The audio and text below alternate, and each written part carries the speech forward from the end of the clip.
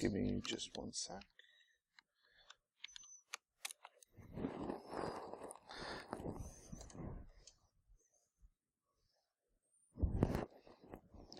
Thank you for coming for my IDS talk today.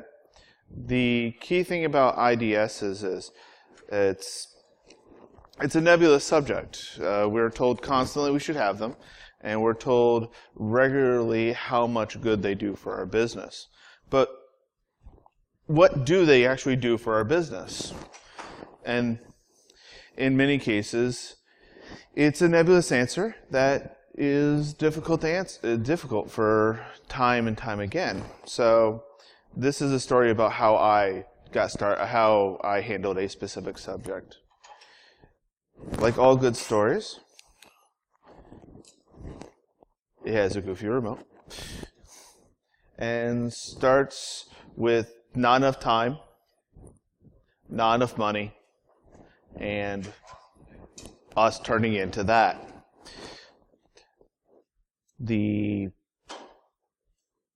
It's a question of resources, and each one of these are resources we find near and dear to our lives because we just don't have enough of it.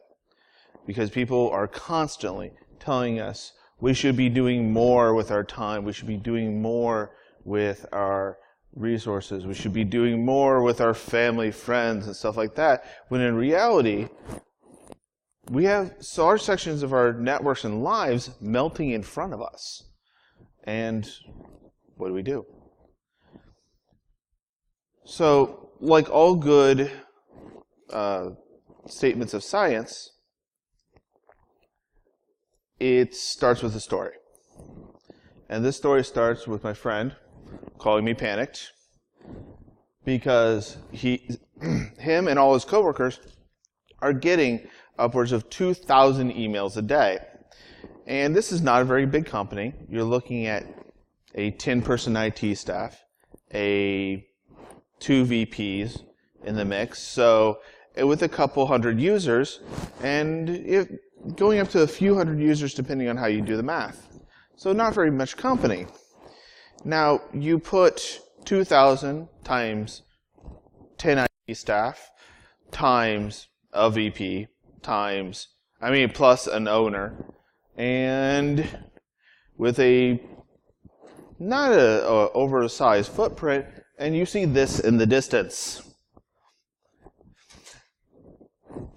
Between 3 and 7 times a day, you saw just someone screaming down the hallway going, "Oh dear God, I think the server's melting."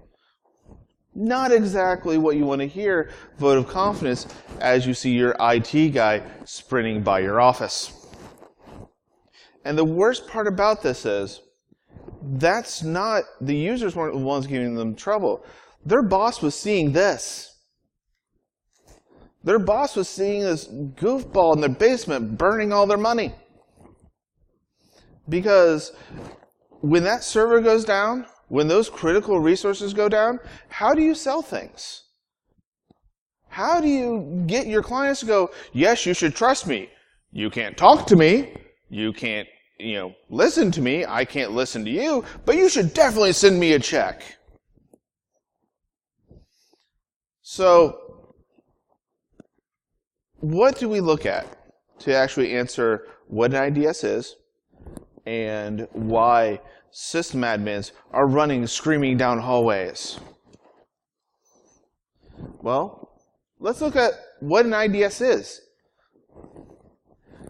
An IDS is, in its simplest form, a set of data that we can't read.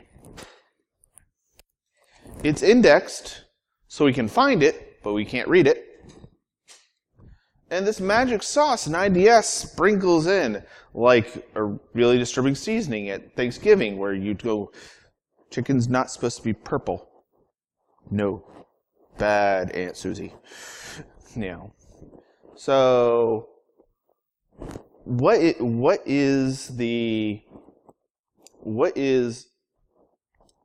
secret sauce? Well, the truth is, we don't care. The fact is, that's what we pay IDS providers for. And this is not a slam on a single IDS provider. Every IDS provider has had this problem with a client. Every IDS provider has literally squashed a business for a few days, and that's not just their fault. Sometimes, and I've talked to companies, and I've talked to the techs, I've talked to people who run the services and deal with many, many techs across many, many states, across many, many countries, and I keep hearing the same thing. Customers think I just plug it in, and it works. Problem is, that's not what happens. So, in this case, client plugs it in, lawyer goes, hey, we need to turn on all the buttons. And no one bothers to do triage. No one actually looks at the messages coming in. So when I showed up the first day and I went, hey, what's going on? I literally walked in the door as half their IT team left. It wasn't a break. It wasn't a lunch. They just went, no, I don't want to read 2,000 emails today with attached log files. So after I got them back in the building, or at least most of them, we actually looked at triage. If you pull up to a car accident, you don't go to the screaming patient, you go to the one who cannot scream. Because you don't know what's happening there.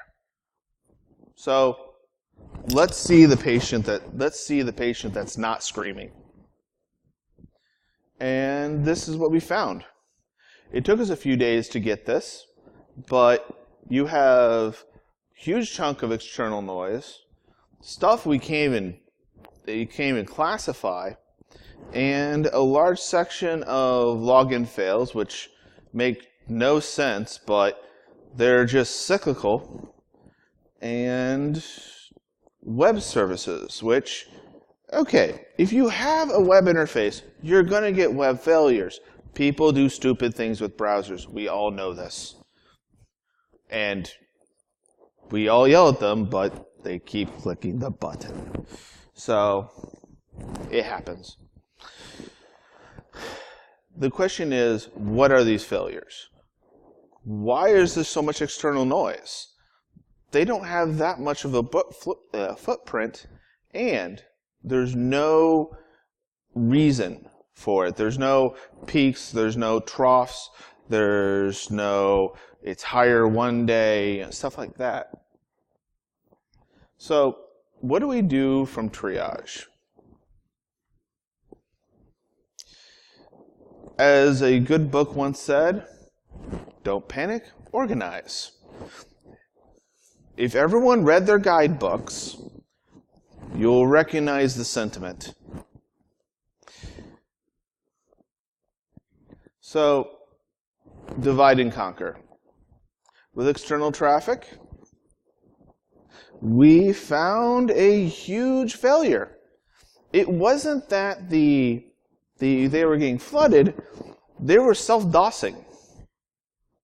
They literally looped their VoIP server through their external interface and back into their network. How many random key combinations or character combinations can you get from saying hello into a VoIP server? That many. It was a huge win, and the biggest win of this overall thing is the fact that now we have nearly 25% of our work gone. Day one. I don't know about you, but I'd like 25% of my life back. So, where do we go from this? Web services. Why didn't we do web services first? Because that wasn't the biggest threat. they were convinced they were being hacked. So when you're talking with companies, when you're dealing with them, when you're dealing with panicked people, it's not about always where the bleeding is. It's also about where they think the bleeding is. And this comes down to, how do you actually talk to people? Both these got looked at within 2 days. But seeing that I did this second, I got all the resources I wanted to do it.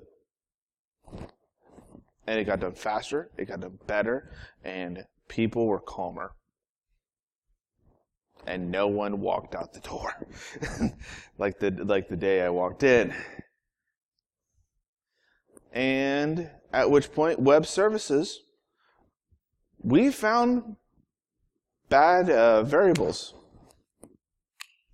The app team did not clean their inputs on a couple of things. 99% beautiful code. Like, kind of code where it's like, you see this in textbook, like, give him a gold star at life type of code. Here, they missed one. Problem is, it was on a page everyone used. But what would you say if I could say, here's half of your workday back to actually do exactly what your boss asked you to do? They found out. Remember, 10-person IT staff. No one specifically does security. Everyone just keeps the company running. This is, people's computers start working. People start getting calls back from IT. People start going, oh, IT is actually doing something because now my stuff is starting to work. So, what do we have now? Now that we're past the triage and we've knocked out a healthy chunk of work, when all's said and done, we knocked out a little over half. Those are the two major areas we hit huge wins at. So what do we have to work with? Like I said before, 10 IT staff. That's roughly 80 hours a day and 400 hours a week. What's the cost of those man hours? The funny thing about this is, and this is the part where it's a lesson in the human being. When I started asking these numbers, I just asked the IT staff, and I asked the owner. No one knew. Because because you never completely know what your coworker makes unless you abduct his paycheck. So seeing that it was a pretty cooperative environment, they didn't abduct each other's paychecks, so they didn't know. So I started asking around, and only when I had no other option, I asked the HR department. HR department taught me a lesson, largely through smiting. And the truth is, I thank them for this. I thank them in the sheer fact that because I treated them like everyone treats us. We don't break your stuff. We don't crash the servers. We don't, pile on 50 emails in your morning. But we fix it. And when we show up, we apparently caused it. It's not our name on the from field, but apparently we caused it. And we've all been yelled at for stuff we've never even interacted with. That's what I did to them. And to this day, I offer my apology. When you're looking for critical information, when you're actually starting a process like this, and it doesn't matter where you're dealing with IDS, you're dealing with, lawn care for all it matters. Actually take a second, look at the resources you'll need, and invite them in on the beginning. Help them be part of the solution, not just part of the, oh God, I'm going to be blamed for this too.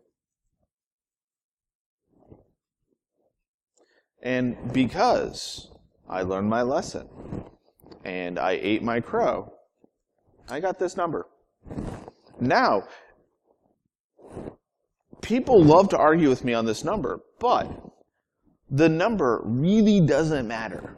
This is a yardstick for us to understand how we impact the business, because we all understand, well, if I cost them $1,000 today, that's 3 car payments. We all understand this. And that's what management understands. And as long as they buy in to the method you generated this number from, everyone's using the same yardstick. Everyone understands, this is why I spent an extra $500 on this. This is why I had to have Bob take a day working on this. And you have some unit of measure to actually communicate with them on. But don't let that number cripple you. Let that number simply be a means of translation between IT and non-IT. IT and management, IT and HR, IT and whatever. So, what do we have? How much do we want to spend on this? For most, it's between 5 and 25%. There's a few exceptions to this. If you're a credit card company, you're going to spend more than 25% in some respects. If you're, building hammers, you're probably not going to spend 25%. But this is a question that should be a conversation. In this specific case, my client chose about 20%, and that equates to 16 hours a day that we have to work with, about 80 hours a week.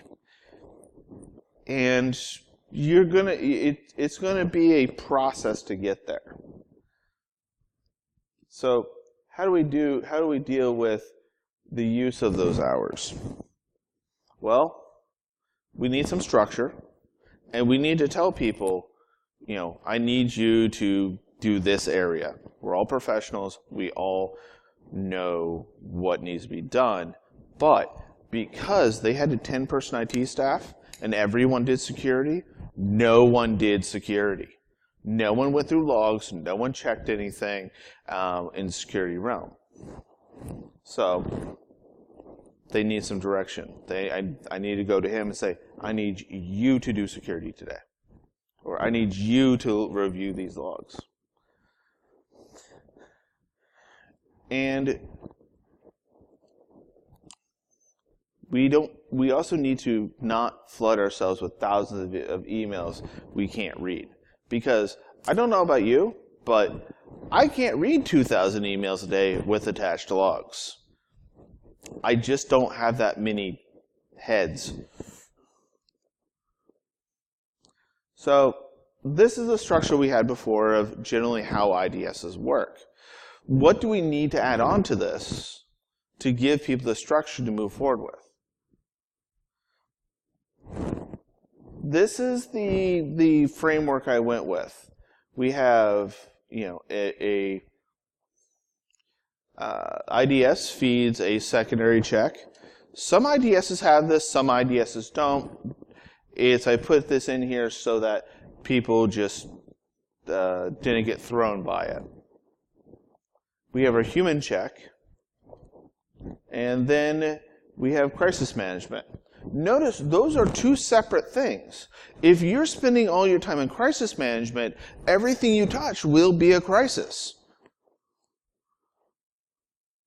If you are doing the human check and your job is to clear the desk, nothing is ever a crisis. Oh, it's fine, I'll handle that tomorrow.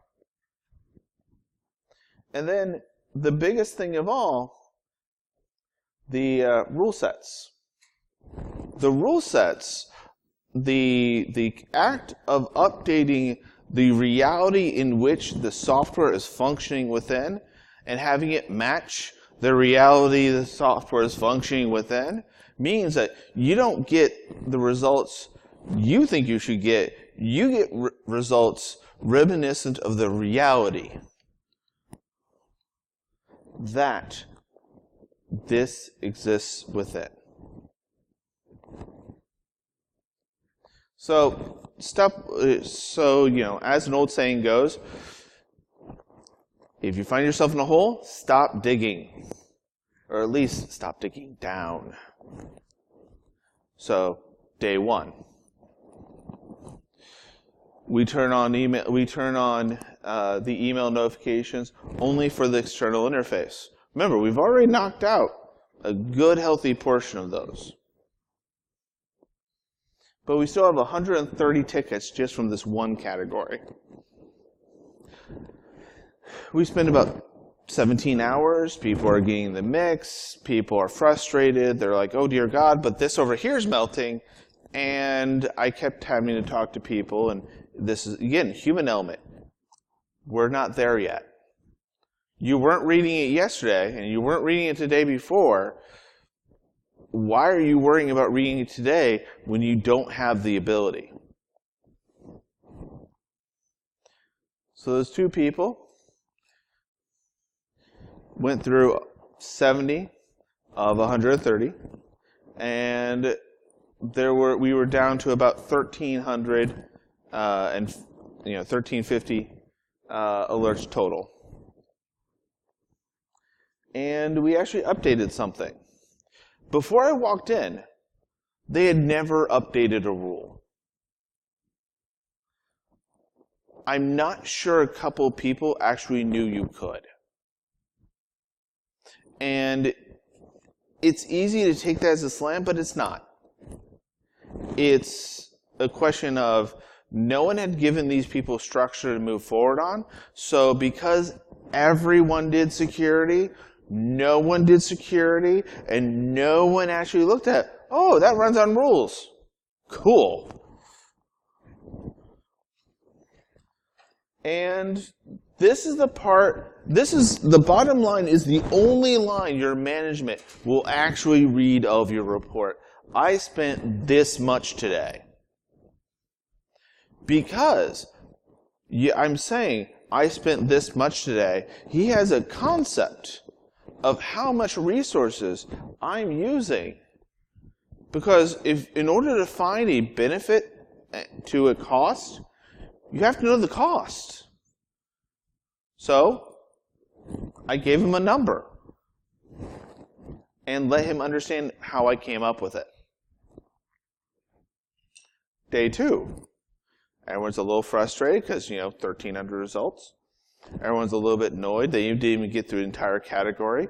They only went through about 70 of one little sliver, in this case being external interfaces, external noise.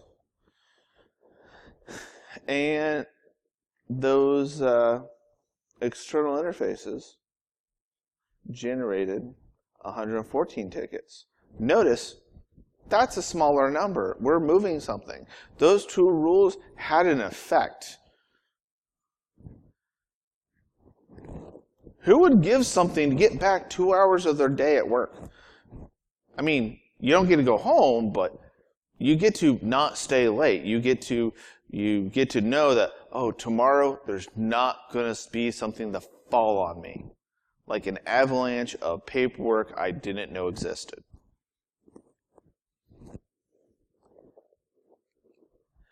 And that number is getting smaller. Because that number is getting smaller, people start calming down and people start reading more. But we didn't get any rule updates. So in this scenario, in this one-day scenario, we have a company that feels really good about something. Oh, we got some numbers down. But there's no long-term gain. And that's what we need to pay attention to. This is not a race won by touchdowns. This is a race run by mixing sports analogies and inches.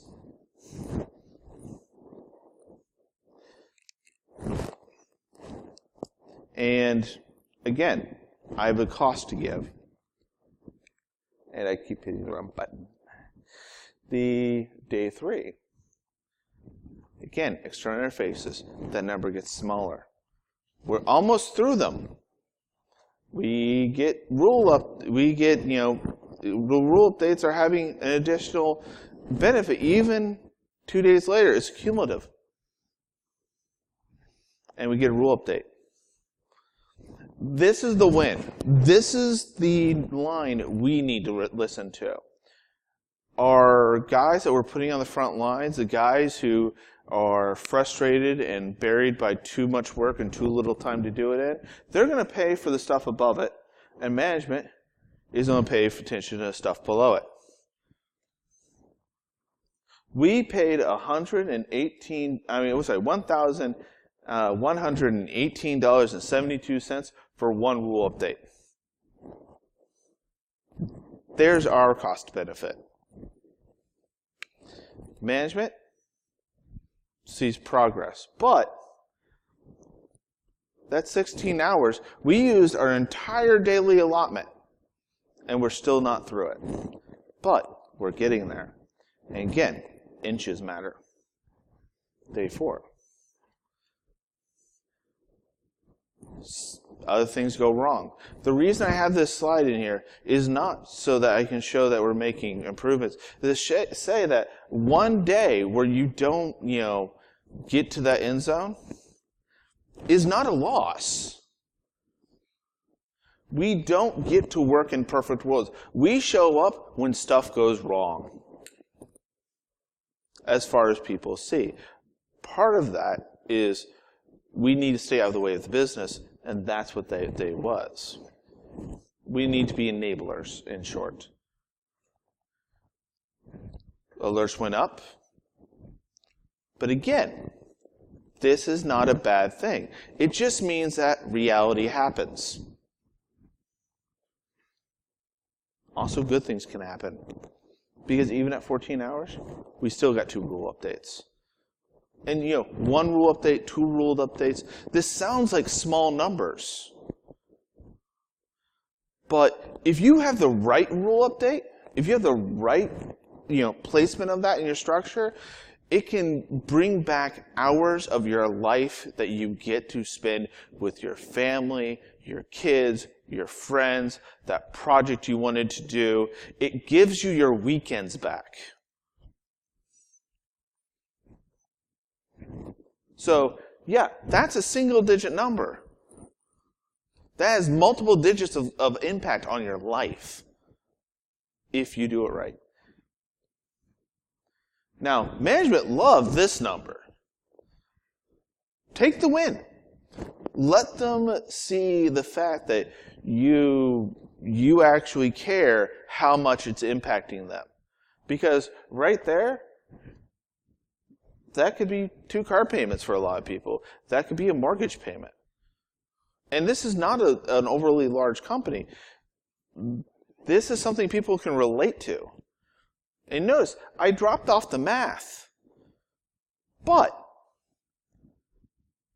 you can always add it back in for context. If you have a new person on the team, if they stop getting relevance on what it is doing. Now, day 5. Day 5. Again, we're just on external interfaces. External interfaces is the first hill to climb. Once we climb that, then they have a template to move forward with on those others. We actually got our work done. I told people to go for that long lunch. Yeah, there's other things to do, but you have to give people a win. You have to let people know that you're just not going to grind them to dust with the work. And this is where I'm talking more about the human element on this, because over the time I've given the speech, this is the part where people keep asking me, how'd you get them back in the building? Well, I talked to them. I talked to the boss. I told the boss, you need them back. Well, why? They left. You don't have a company, I'm sorry, but you can't run your services, and they're the ones who know how to turn the key to the kingdom.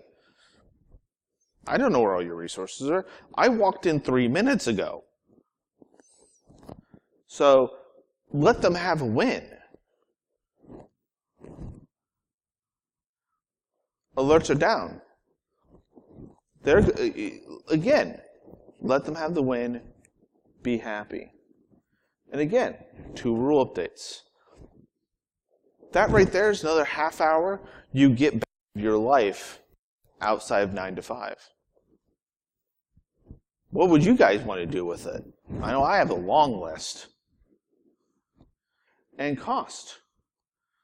Now, management liked the number of the day before, but I'm in budget. How many times do we get to say that? Let alone, how many times do we get to say we're in budget on 1 day's worth of work? So, post-takeout. They hit a wall. I get a call 2 weeks later. The world's melting. They have 3 people working 20-plus man hours a day. They are only going through, 84 of 150. And 2 weeks doesn't seem that long. And, we're only doing, a few rule updates a day. But in 2 weeks, we're getting close to 10% of the previous errors. Because now, not only are errors not coming in, we can classify them, we can group them, we can triage them, we can, sort them and go, oh, it's this error, and wait a second, I solved that last week. And suddenly, you get reams of documentation that, and this is a different talk, but in short, we just dumped it into a wiki. Now they have their own research database for problems that's not, the guys down the street. It's not, oh, this guy, fixed mufflers and we co-opted that and dumped in IT information. And that's a real story, by the way. They actually have research material to move forward with, and when something goes wrong, they can actually say to their boss, we have a documented solution, and it's documented solutions don't always work. If something does go wrong, they can look at their boss and saying, this is why we thought it would work. It worked the last 10 times. I'll have it up for you this afternoon. I'm working on it now. Which is a completely different conversation than, please don't fire me.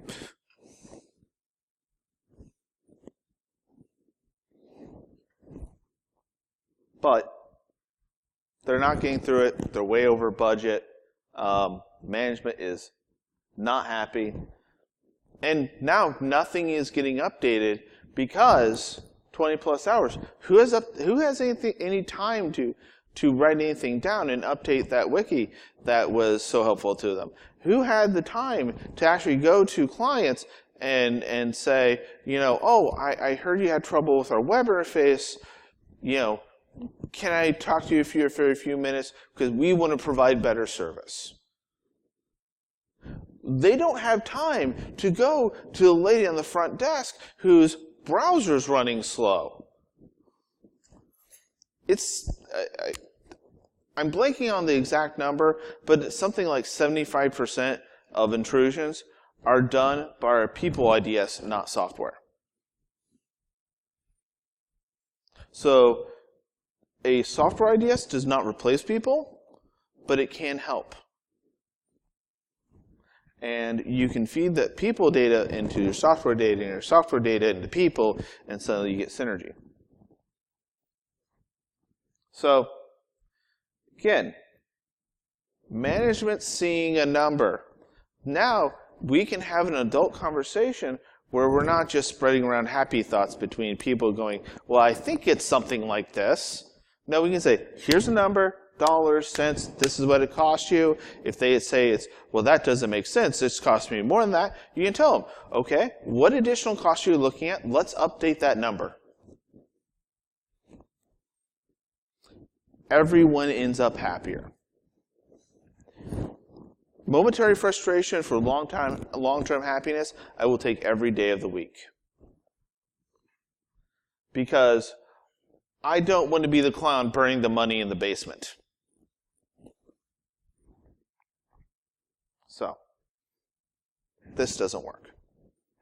I'm a horrible failure, apparently. Nothing is working. Everyone's mad. So, what do I do from here? I plug in something. Most people understand this concept from things like help desk, where you have a huge thump of things hitting your life with absolutely little to no resources to actually talk to everyone. So, how do we stay out of the hole? We build a better ladder. And when we slip, we climb.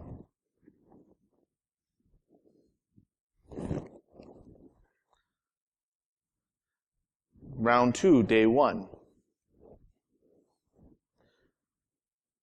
It shoots up, 302 alerts. That's what you get from having one day's results and trusting them. Now, we use a tier system, and the first guy to look at him, which was a guy who was fairly novice, but he's a really good guy. He's good at triage. He gets through 98 of them. Level 2 gets through, finds looks at 5 of what he set up. And they got all of that. And level 3 got 2. Now, level 3 found a root. How many times does your IDS say, wow, you've been pwned here? In my experience, it's not that often. Usually they say, well, this seems weird. But very seldom does it say, look here. They say, look around here, and you spend the next 3 days looking through systems and EXEs and going, why does, system have 13 S's after it? Fishy. So, and because people are actually having time again, and people are now having lives, and people have some sense of structure where they don't feel crushed by it, now we're getting rule updates again. Management hates this number, but they are terrified because they found a persistent root in their system that had been there for at least 18 months and had probably been there for upwards of 3 years.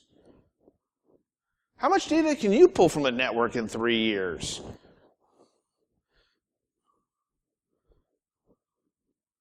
Because no one read any logs. And at 2,000 emails, I challenge you to find a person in this conference that would find it in that mess. Just by reading 2,000 emails. So, management doesn't see this anymore. They see the attacker as this guy.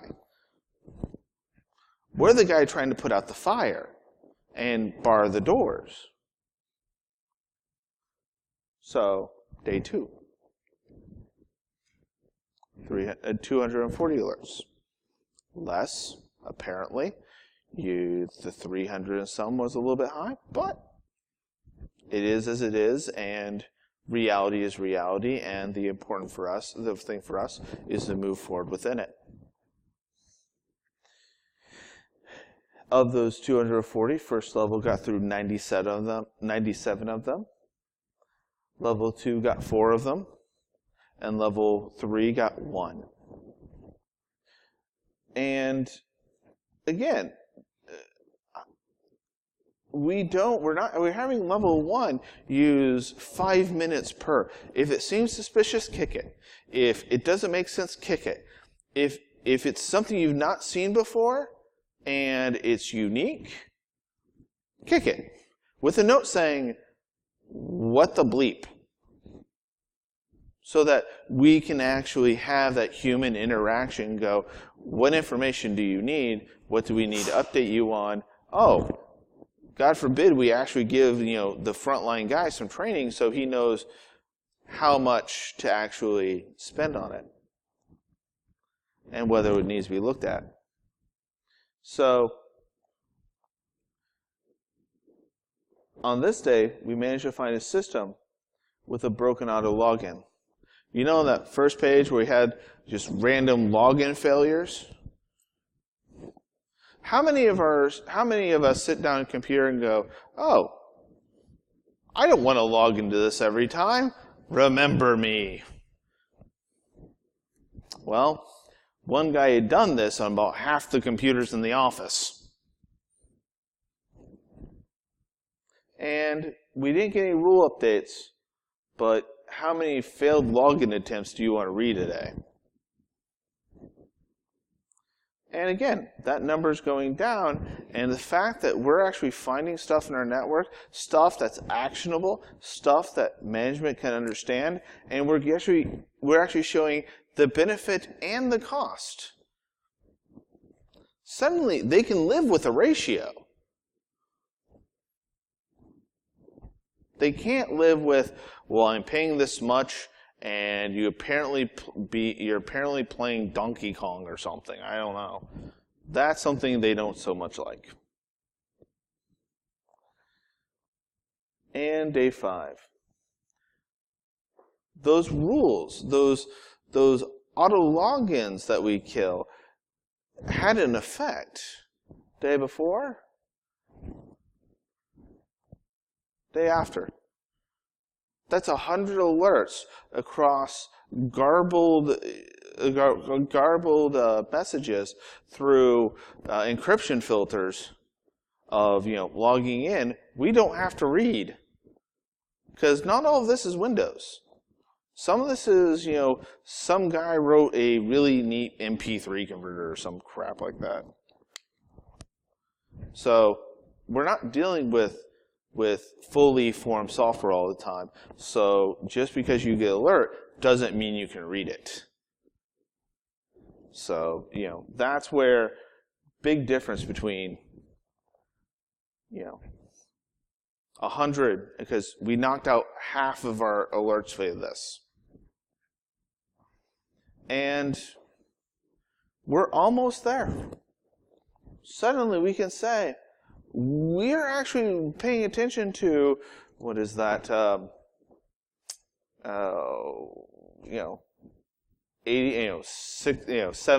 80% of our network. And we found an SQL server that had an error in it, badly formed table. Took the database guy. I kid you not. I told him it was a broken. It took longer for us to walk to his desk than him to fix it. How actionable is that report? How many days would he spend searching for a SQL error versus going, change this? And again, we're getting closer. Day 8. We're actually within budget. We're reading everything. We're not saying, oh, we'll get to that tomorrow. We're not saying, oh, I have to come in the weekend. Oh, dear God, my phone's blowing up. I'm sorry, Susie, I really can't make the recital. Suddenly, we have lives. everyone's not spending all their money on us. We're sane because our phone's not keeping us up till 4 a.m. going, oh wow, I didn't know 13 messages can make that tone. So suddenly, we have lives, we have sanity, we have money, we have, just about a picket fence from this story. But it was a story that was earned through the steady work and the gain of inches. Not touchdowns. Not, we need to change the yardstick.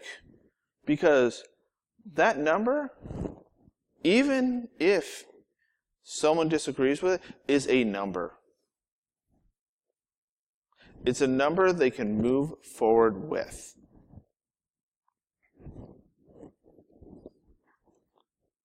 So what did we learn? Number one, always follow the money. This works for the oldest professions, not Wall Street, but the oldest professions and the newest professions and the professions that pay our bills, except for Wall Street.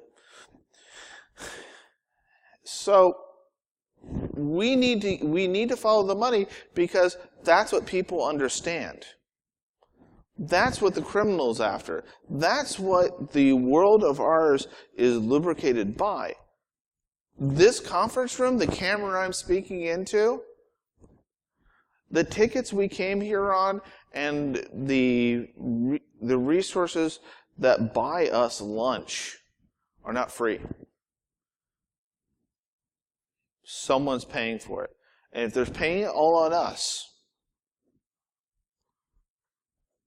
how do we have incomes? Simple answer is we don't. I don't know about you, but I like actually eating. Step 2, be lazy. Laziness is not a bad thing when properly used. If your boss gives you 80 hours worth of work with 40 hours to do it in, do the right 40. If your employee is falling asleep at his desk, does it really matter if he's at his desk?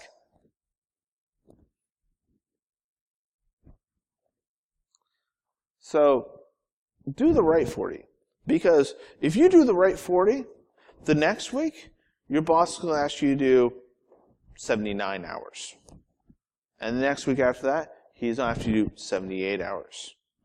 And just like those rule updates, they're cumulative. So,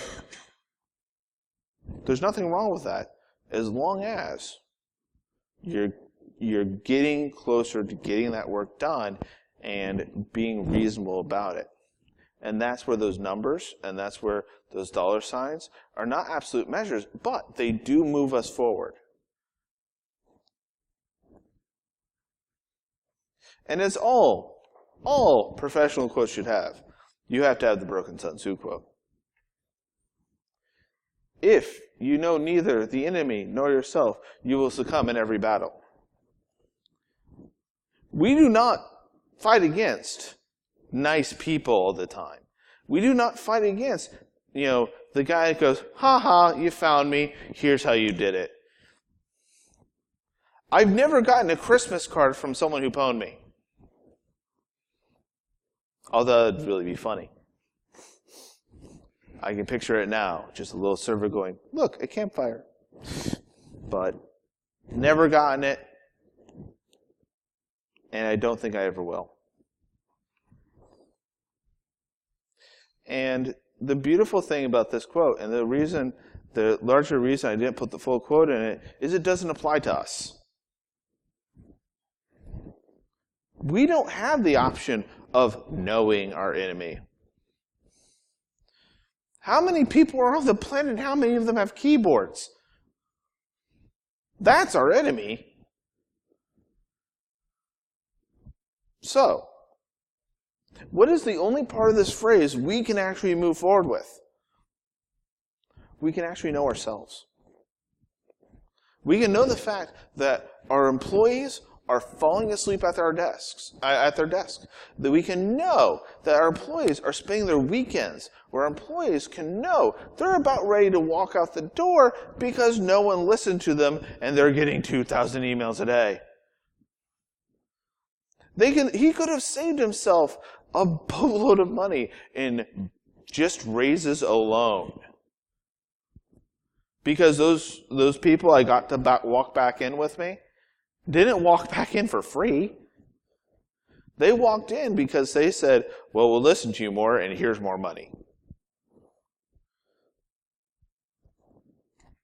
So we do get to know ourselves. And that's important to know. And that's what this process is. The process is we go from, oh my God, the world's on fire, to, cool, we get to have a weenie roast 7 times a day, to, oh, only half my world's on fire, to, oh wow, I get a weekend. That's a journey. That's not a stop, that's not a step, that's not software. That's people making a choice to make life better. And then, the biggest lesson of all, and the one thing that you should remember every time someone sends an email and every time you hit send, what is the point of sending an email no one will ever read? I say this in annoyance because I get tons of emails that I will never read. I tell them I will never read them. They won't stop sending it to me. If they're advertisements, we call them spam. If we're called IDS, we call them job security. But the problem is, it's not job security. It's hours and days of our lives we do not get back. So,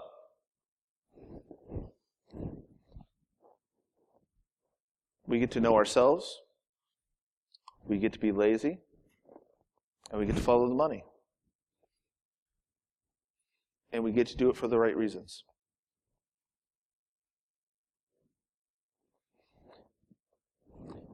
I'd love questions. How am I doing on time?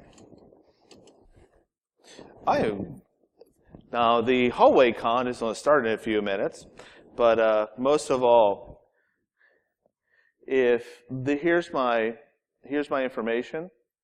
Also, my handle on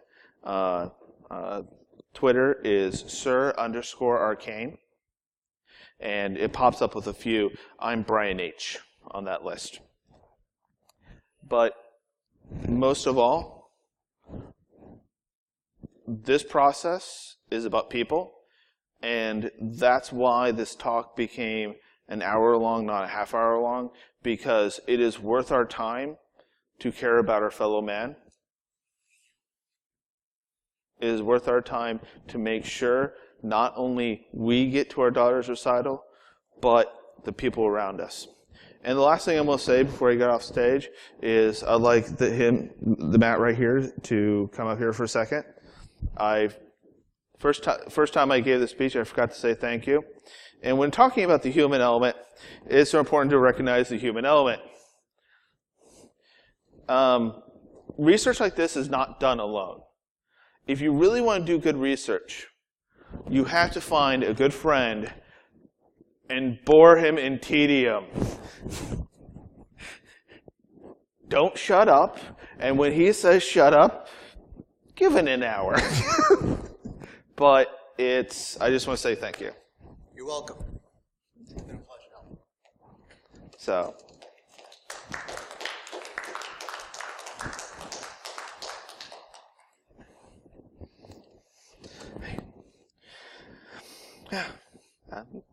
I'll be around, and as you can tell, I just hate talking, apparently.